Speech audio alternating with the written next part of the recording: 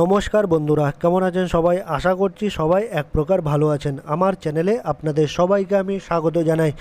আরও একটি নতুন ভিডিও নিয়ে আপনাদের সামনে আমি আজকে উপস্থিত হয়ে গেলাম।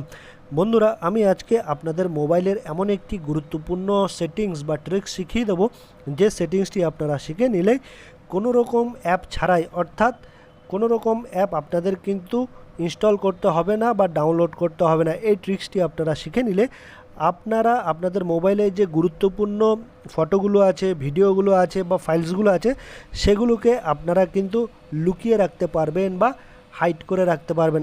অর্থাৎ আপনার ফোনের গ্যালারিতে বা ফাইল ম্যানেজারে যেসব ফটোগুলো আছে, ভিডিওগুলো আছে বা ফাইলসগুলো আছে, সেগুলো কিন্তু এই ট্রিক্সটার মাধ্যমে আপনারা লুকিয়ে রাখতে পারবেন। তো এই সেটিংসটা আপনারা কি করে করবেন আজকের এই ভিডিওতে আমি দেখিয়ে দেবো। তো সম্পূর্ণ ভিডিওটি আপনারা দেখতে থাকবেন।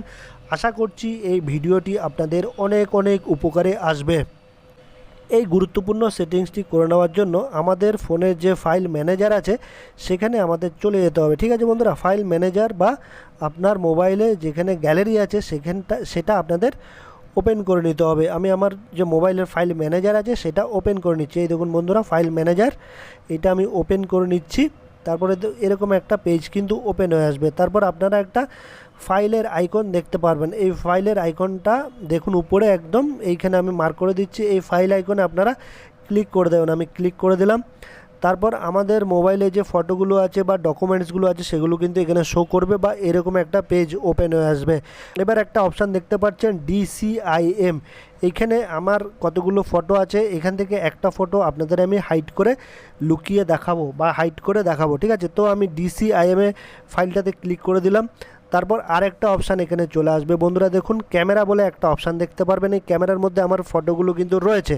এই দেখুন, ক্যামেরা অপশানে আপনারা ক্লিক করে দেবেন বা আপনার যেই ফটোগুলো আপনারা লুকাতে চাইছেন বা হাইড করতে চাইছেন সেগুলো সিলেক্ট করে নেবেন। ঠিক আছে, আমি ক্যামেরা অপশানে ক্লিক করে দিলাম।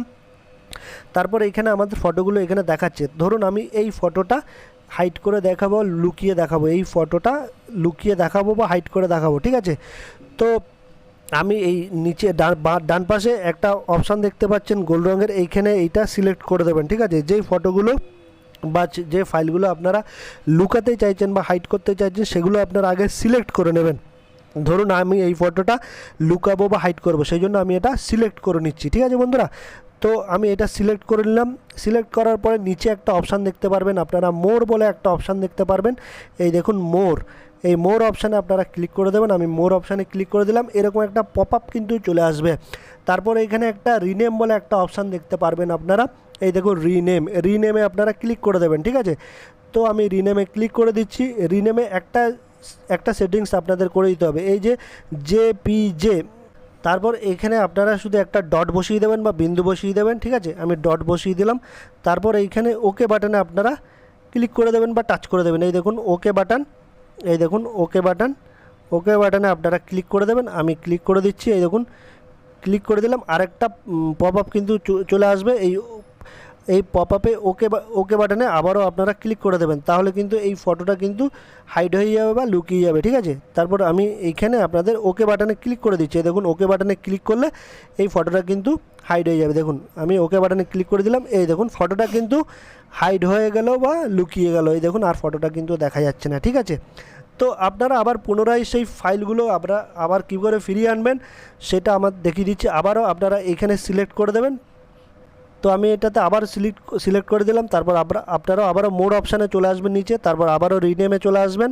রিনেমে এসে যে ডটটা বা বিন্দুটা দিয়েছিলেন সেটা আবার মুছে দেবেন বা ডিলিট করে দেবেন। তারপর আপনারা আবার ওকে বাটনে ক্লিক করে দেবেন। ওকে বাটনে পপ আপ আসলে আবার ওকে বাটনে ক্লিক করে দেবেন, আবার ফটোটা কিন্তু চলে আসলো। ঠিক আছে বন্ধুরা, তো আবার আপনারা কিন্তু আমি কিন্তু এবার এই ফটোটা আবার কিন্তু ফিরিয়ে আনলাম। ঠিক আছে, তো আপনারা যতগুলো ফাইল লুকিয়ে রাখবেন বা হাইড করে রাখবেন আপনারা এভাবে কিন্তু ফিরিয়ে আনতে পারবেন।